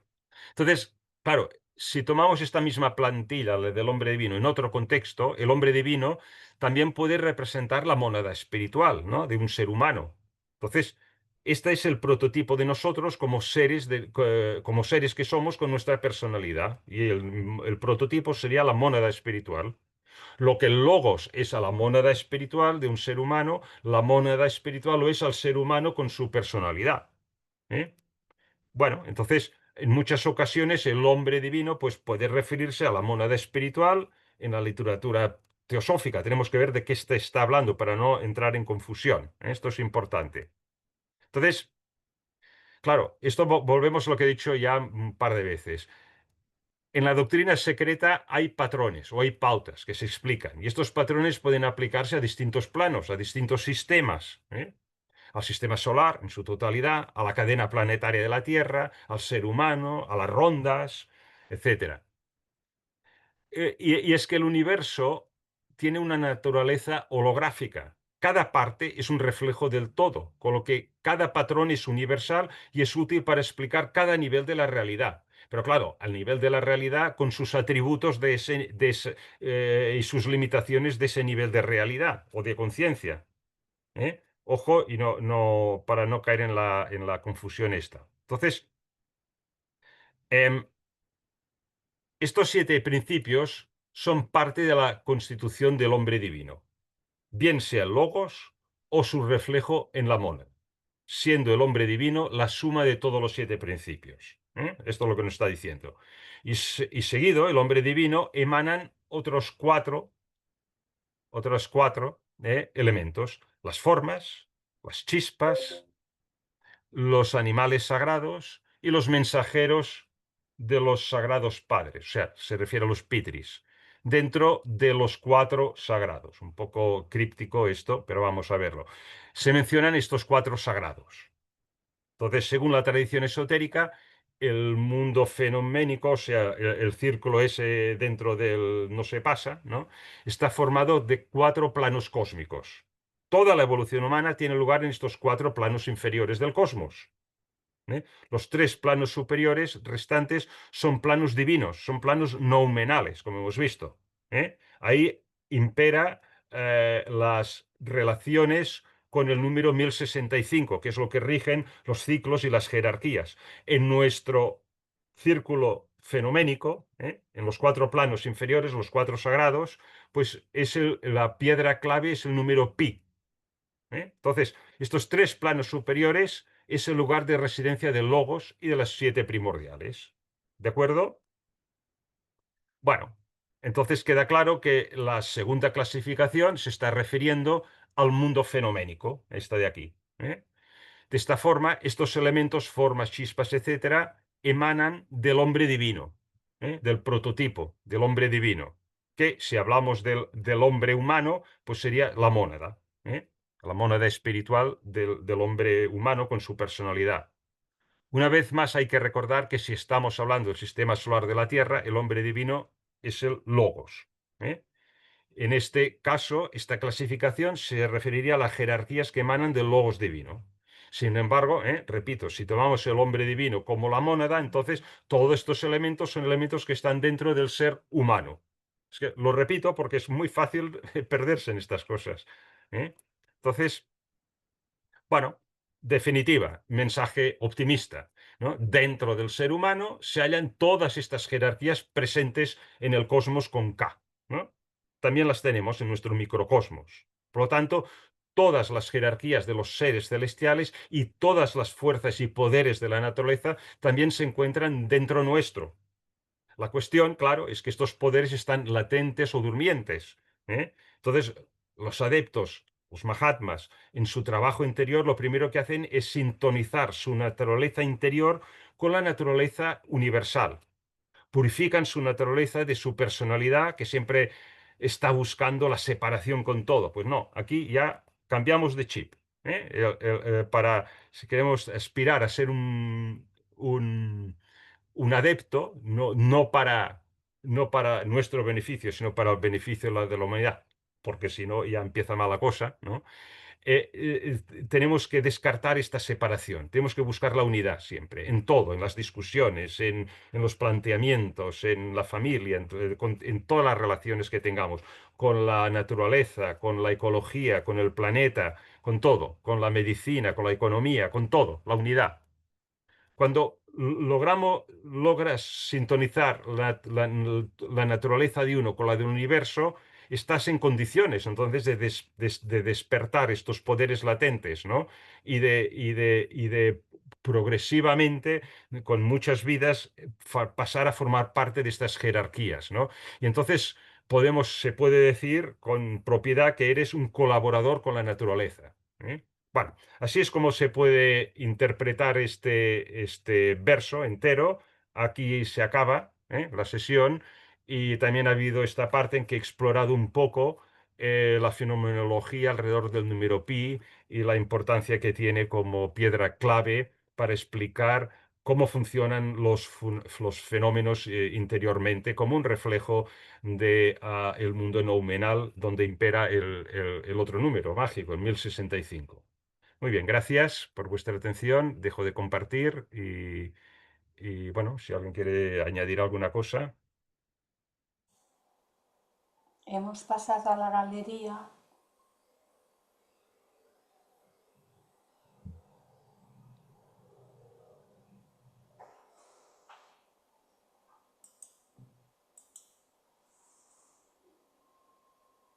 Pues Clarisa.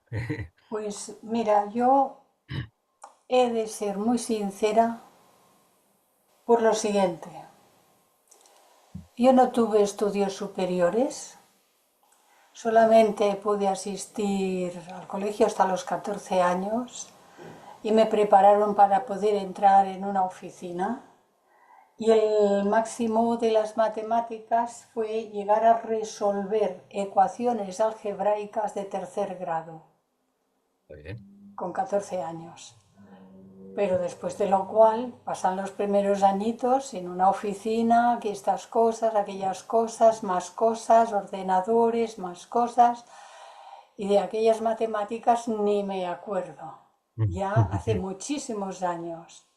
Cuando has empezado con la parte de tu exposición relacionada con el número pi, las figuras geométricas y tal, que ha sido larga, yo no me he enterado de mucho, Ujú. la verdad, no me he enterado de mucho. Así Sí, es sí. que, Bien, no, no, debe haber algún matemático quizá que se entere de pero tampoco quería yo que me siguierais con las exposiciones matemáticas. pero claro, So- si no te podemos seguir, entonces, ¿qué? bueno, ¿Cuántos sí, matemáticos ha habido aquí hoy que te hayan podido seguir?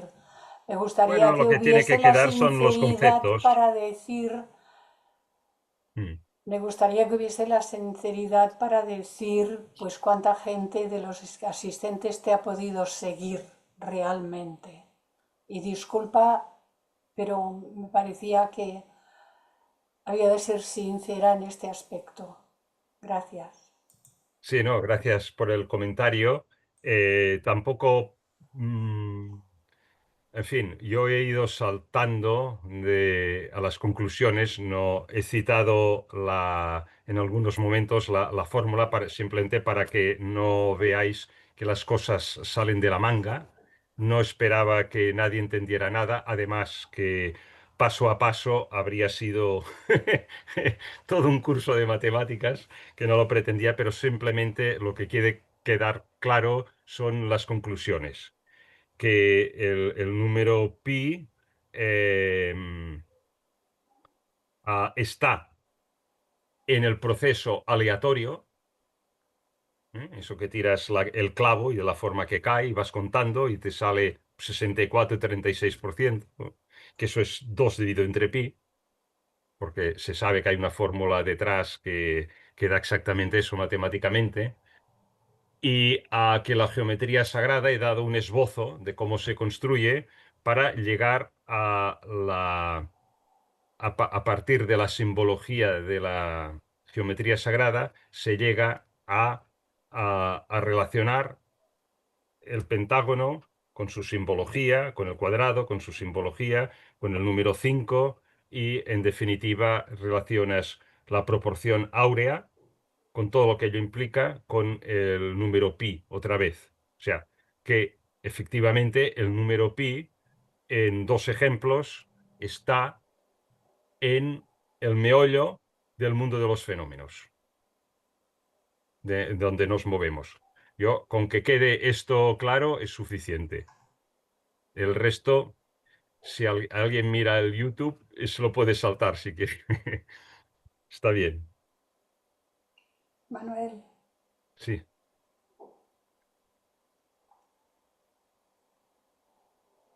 abre tu creo que micro. estás en mudo, Manuel, abre tu Manuel. micro. Sí.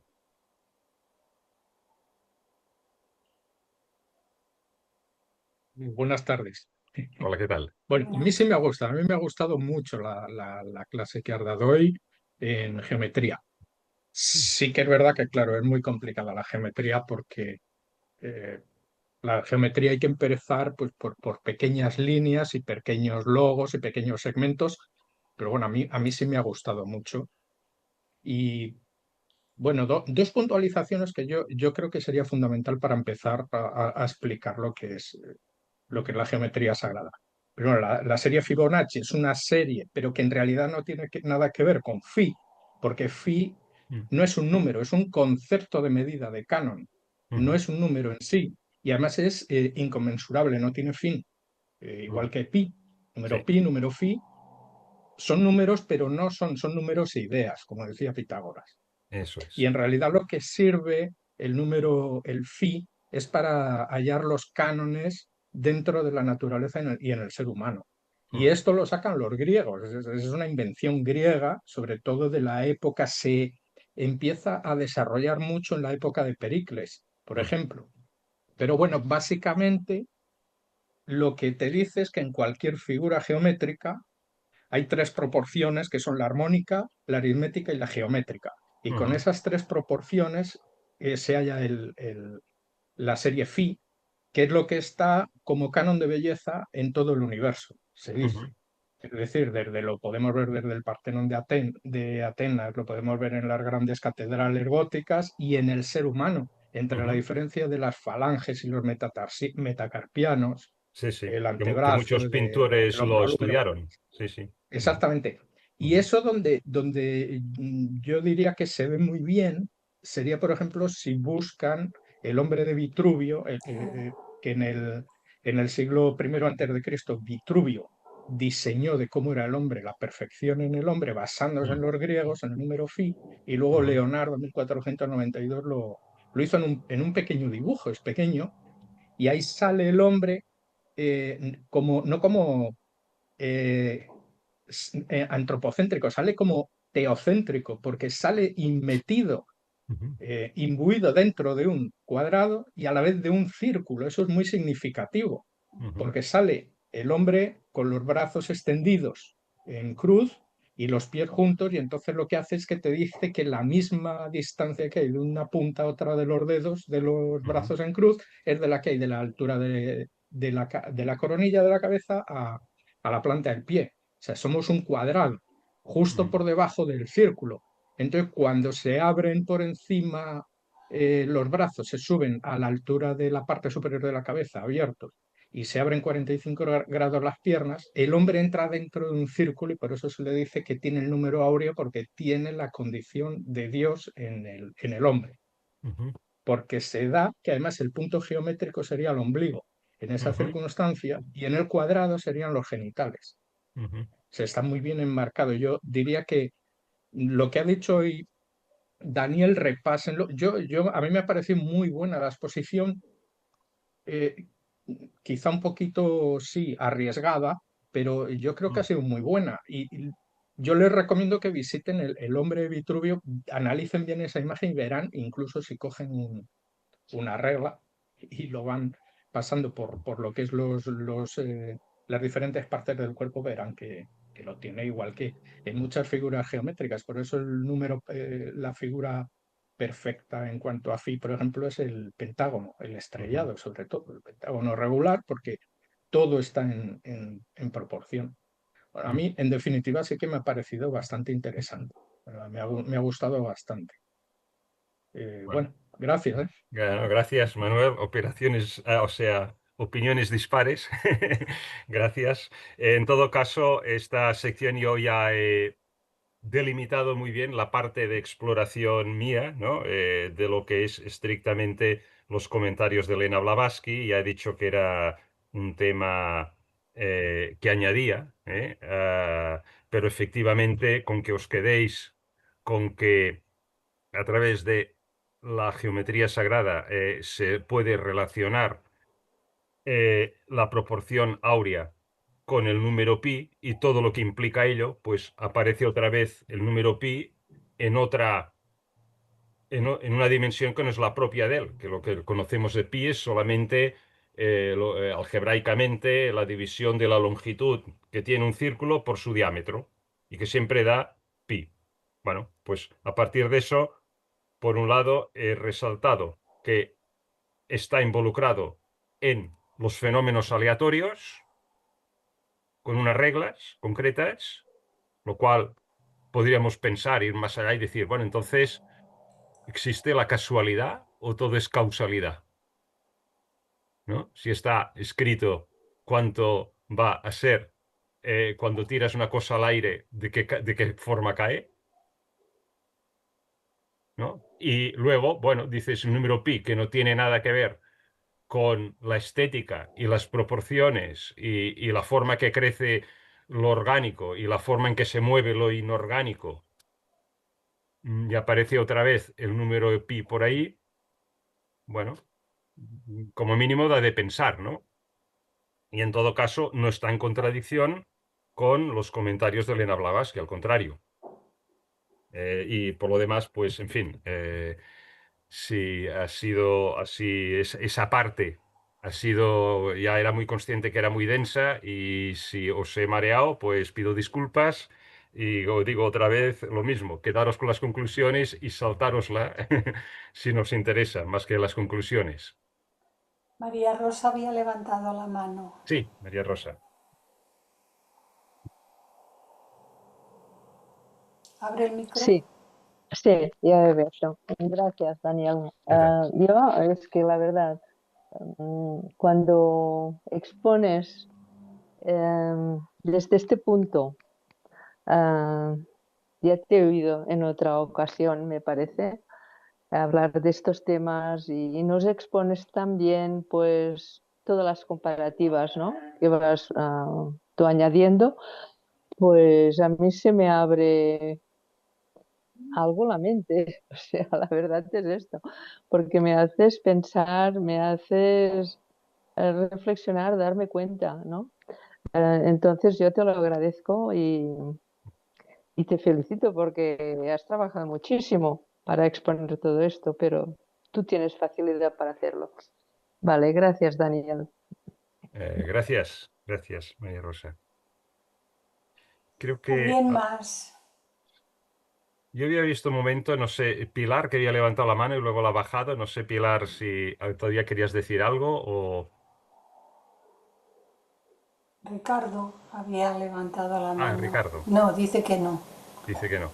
Dice que no. Yo es que la verdad es que fue Sí. sin querer porque estaba pasándome de pantalla y he tocado sin querer. Vale. Pero, pero Vale, estaba vale. pensando que a mí estas exposiciones, es verdad, más o menos por mi formación sí que, y por eso, porque me gusta la geometría, más o menos sí que te puedo seguir bastante bien, Ujú, pero yo creo que a veces estos temas es cuestión de quitarnos el miedo a entrar en ellos. ujú, De entrar poquito a poco, de dibujar en un papel, empezar a dibujar triángulos, empezar a dibujar círculos, empezar poquito a poco con la geometría y quitarnos el miedo. Pues suenan muy complicados y cuando vemos las fórmulas nos asustamos, pero después cuando te pones, poquito a poco vas avanzando y vas aprendiendo. Los que estamos de este lado de charco, cerca de Barcelona o en Barcelona, ahí está el museo, el Cosmocaixa. ujú, Es súper interesante porque te acerca de una manera muy didáctica a todos estos temas. ujú, Entonces yo sí recomendaría que si alguien se ha perdido, que empiece poquito a poco, con una geometría muy básica y poquito a poco irá entrando en el tema y es fascinante, engancha muchísimo. ujú. Gracias, Daniel. A ti, Pilar, sí, sí. Sí que engancha, sí. No, es lo que yo he dicho al principio. Yo hice matemáticas hasta esas ecuaciones algebraicas de tercer grado. Hicimos dibujo lineal con el compás en tinta china. Hicimos muchas figuras y lo que yo aprendí hasta los 14 años fue muy importante, fue muy grande. Pero ahora, después de años de no tocar nada de esto, por supuesto que el tema de los triángulos y de todas estas figuras y tal, pero todas las explicaciones que tú has ido dando y tal y tal y tal, a mí se me ha hecho muy largo. Ujú, ujú. Sí, sí, no, no, Se me ha lo hecho muy entiendo. largo, lo Sí. siento, pero es que lo he vivido Ujú. así, digo, madre mía. No, porque yo ahora tendría que empezar de nuevo por el ABC. No, no, no, si no se Tendría que trataría empezar de nuevo por el de ABC. entrar en los De detalles, por pronto supuesto que no no. estoy empezando por el ABC y Mm. me presentas fórmulas y vas diciendo y vuelves a repetir y vuelves a decirlo y vuelves... Y entonces digo yo, pues lo siento, es que lo he vivido así. Ujú, ujú. Gracias, gracias. Lo siento, Sí, pido sí, disculpas, pero tienes, tienes tu, tienes tu razón, por pido supuesto. disculpas por si No, no, sí. Si Manuel ha acaso levantado la mano. el que tiene que pedir disculpas es a los que os haya hecho esto, se haya hecho largo y un turre, ¿no? Manuel, Manuel, sí, creo que has vuelto a levantar la mano o... Sí, no, una pequeña, bueno, es una fricada, ¿no? Lo que te voy Ujú. a mostrar, pero A ver. una manera fácil, yo, por ejemplo, cuando tengo que explicar el teorema de Pitágoras, por Ujú. ejemplo, que hoy lo has tocado, yo, mira, no sé si se ve en la cámara, utilizo el aparatito este porque es súper gráfico para no tener que, no sé si se ve, Sí, sí. son, y entonces si lo giras, ahí se ve lo que es el teorema de Pitágoras, eso es una tinta marrón ¡Ah, qué que hay bueno! dentro. Entonces se ve cómo lo que dice de un triángulo de rectángulo, ¿no? Sí, Que sí, la sí, suma sí. de los cuadrados de los catetos es igual a la hipotenusa. Y ahí se Ujú. ve. Pero esa es una manera de Qué bueno. demostrarlo de una manera que ni siquiera tienes que explicarlo, porque a veces es Sí, sí, no, complicado no, visualmente. explicarlo, ¿no? De qué es el cuadrado de la hipotenusa, que es el cuadrado del cateto mayor del cateto menor y relacionarlo, ¿no? O para qué sirve. Ujú, Y ujú. de estas formas, yo, si vas a explicar eso, yo me haría con un cacharro de estos, porque la verdad es que están muy bien para enseñarlo, ¿no? Cuando se da una ponencia sobre geometría y tal, y creo Bueno, que vienen bien. sí, en todo caso, es muy curioso este aparato, no lo había visto.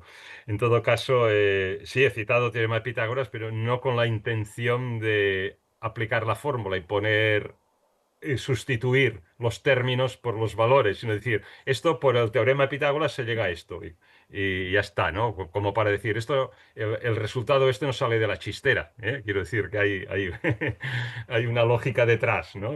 Y nada más, esta era la intención, ¿no? Luis ha levantado la mano. Sí, sí. A mí me va a pegar una colleja la Clarisa. ¿Para cuándo? Claro, es que hoy ha sido mucho, ¿no? Que ha estado Ujú. muy bien. Te felicito porque ha estado muy bien. ¿Para Gracias. cuándo la diferencia, bueno, o lo que es el, el canon de lo que es la pistisofía, la relación con todo esto, más también lo que has comentado antes al principio, lo que el pseudo Dionisio. Claro, la Ujú. relación que hay entre entre las 10 formas que tiene clasificada la jerarquía divina con, con la cantidad de tiempo en que cada jerarquía tiene su manifestación o su ciclo de vida. Ujú. Claro, pero que me perdone la Clarisa, pero yo es mucho lo que has dado, está muy bien, fenomenal, pero supongo que para más adelante, ¿no? Todo lo que es la proporción de... Bueno, la estancia 7 hablará concretamente de las 12 órdenes, hablaremos también de los tiempos de cada uno de los periodos actuales, todo esto saldrá, sí, sí, sí. Y veréis ahí a los que les gusten números, más números. Prometo que serán sin geometría sagrada ni álgebra detrás, serán simplemente la lista de números. La Tal como Clarisa los dio me Elena va a dar la Blavatsky. Clarisa. Ujú. Sí, sí. Me va a dar de colleja la Clarisa. No, ¿Eh? no, no, yo nada de Porque, collejas ¿Por de qué? nada a nadie. porque, porque es muy Nadie. interesante lo que hablas más o menos, no solamente del Piscis Sofía, sino de lo que es el pseudo Dionisio, Areopagita. Sí. Interesante porque está relacionado la época de las 12 jerarquías que están establecidas con el tiempo de exposición en la manifestación, con los ciclos sagrados a nivel humano y a nivel cósmico. Ujú, Muy importante, muy interesante. ujú, Ahora viene a colación con todo esto, ¿no? ujú. Por eso cuando has dicho de Dionisio, o sea, que bien, que bien. Claro, lo que ha hecho también está muy interesante, muy bueno. Sí. Sí, bueno, yo, el pseudo Dionisio, que para mí estaba más inspirado que el Dionisio, yo diría que es más importante como místico el pseudo Dionisio que el Dionisio. Pues lo citaba porque él relacionaba a Dios con la oscuridad, ¿no? El Dios de la oscuridad, decía, por eso, ¿no? Porque al principio del tercer verso se introduce, otra vez se cita el tema de la oscuridad, ¿no? Lo desconocido. Lo desconocido. Ujú. Exacto. Ahí Entrar en es donde terreno sagrado es entrar en terreno desconocido, ¿no? hay De más alguna clausura forma. años Mm, mm, de cada jerarquía, de sí. cada ciclo. Sí, Bueno, sí, ahora la estancia 6, pero sobre todo la 7 toca estos temas y lo veremos con un poco más de profundidad. Sí, sí. Sí, pero no, no pertenecen a las mismas escuelas, ¿eh? Pistis Sofía es el Evangelio de Valentín, no, no tiene nada que ver con la escuela de Dionisio, Ujú, Areopagita. mm, Pero es la Son proporción, dos, son dos cosas diferentes. O sea, me refiero que si lo vais a explicar está bien, pero tenéis que a ver cómo relacionas uno con otro. y por eso digo, a la La relación, ¿no? relación es ya más complicada. Sí, ya. sí. Por Bueno, eso, yo quiero aclarar aquí que, como lo que has dicho, algo así parecido a piscifactoría. Piscis Sofía, lo que ha Dices dicho Sofía, Luis, es lo que ha yo dicho no, Luis, que no tú has sé lo que dicho es, y ha honestamente, mencionado no a los sé lo dos, que digo, es. como quieras O sea que no. relacionarlos, Ujú. ¿para No, qué me relajo? me lavo las manos al respecto, ¿eh? Yo no, no intervengo en esto. bueno, pues cuando despidas Sí, el encuentro, muy cierro la bien. grabación. Muy bien, pues nada, gracias por la atención. Gracias a ti. Sí, y en fin, la próxima sesión será el viernes que viene. Hablaremos el verso cuarto de esta misma estancia y prometo que no habrá ni álgebra ni, ni geometría sagrada, más que algún diagrama muy simplito como ha sido hasta ahora. Y nada, que paséis un buen fin de semana y gracias por vuestra atención. Chao. Igualmente. Hasta luego. gracias.